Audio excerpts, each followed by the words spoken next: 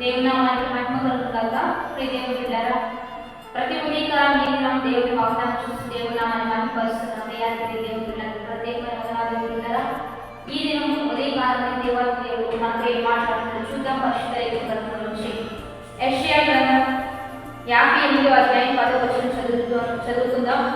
ఆశించిన దానిని ఆకలిగొనిన వారిని ఇచ్చి శ్రమపడిన వారిని తృప్తిపరిచినట్లుగా చీకటిలో నీ వెలుగు ప్రకాశించను, అంధకారంగా నీకు మధ్యాహ్నం వలె ఉంటుంది.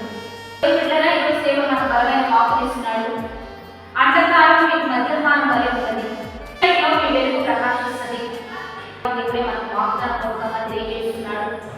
ఏ పని చేస్తే ఈ కార్యం మన పట్ల నెరవేర్చడానికి నడిపించబడుతుందంటే, ఆకలి ఉన్న వారికి వారు కోరుకున్నది ఇచ్చి వారిని తృప్తిపరిచినట్లయితే, శ్రమపడిన వారిని వారు కోరుకున్నది ఇచ్చి వారిని తృప్తిపరిచినట్లయితే మీకు అంధకారం మధ్యాహ్నం వలె చీకట్లో మీ వెలుగు ప్రకాశించిందని దేవాలయ దేవుడు తెలియజేస్తూ ఉన్నాడు. ఈరోజు దేవుని బిడ్డలారా, చాలా కుటుంబాలు, చాలా పరిస్థితుల్లో, చాలా జీవితాలు అంధకారమయమైపోతున్నాయి. వారుకున్న శ్రమలు బట్టి, నిద్రను బట్టి, వ్యతిరేకతను బట్టి, నష్టాన్ని బట్టి, మరి వారి పరిస్థితులన్నీ కూడా భయంకరంగా అయిపోతున్నాయి. చీకటి మేఘాలు అలుముకుంటూ ఉన్న పరిస్థితులు వారు ఎదుర్కొంటూ ఉన్నారు.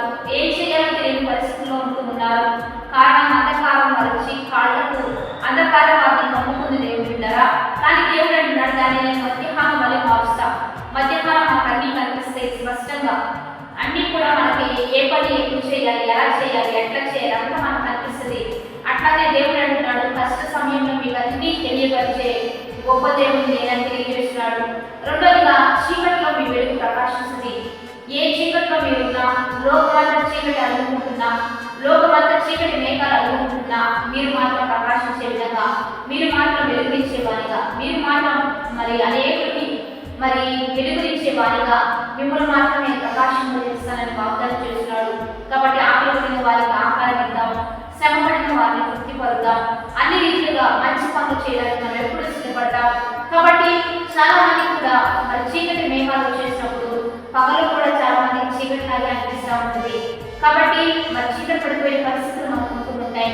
కాబట్టి ఎవరి మీదైతే చీకటి మేఘాలు అనుకున్నాయో, చీకటి ఛాయలు అనుకున్నాయో, ఎవరి బ్రతుకులు అపవాదం విజృంభిస్తున్నాడో వారందరికీ కూడా చీకటి అంధకారం మధ్యాహ్నం వలె వెలుగుగా మార్చబడాలి అంటే మంచి పనులు చేద్దాం, మేలైన కార్యాలు జరిగిద్దాం, ఉత్తమమైన కార్యాలు జరిగిస్తూ ఉండగా, దేవుడు మీ పట్ల కృప చూపించబోతూ ఉండగా వాగ్దానాన్ని బట్టి ప్రార్థన చేద్దాం. పరిశుద్ధ మహోన్నత గొప్ప దేవ, బలమైన వాకు వచనాన్ని బట్టి నీకు మహిమ.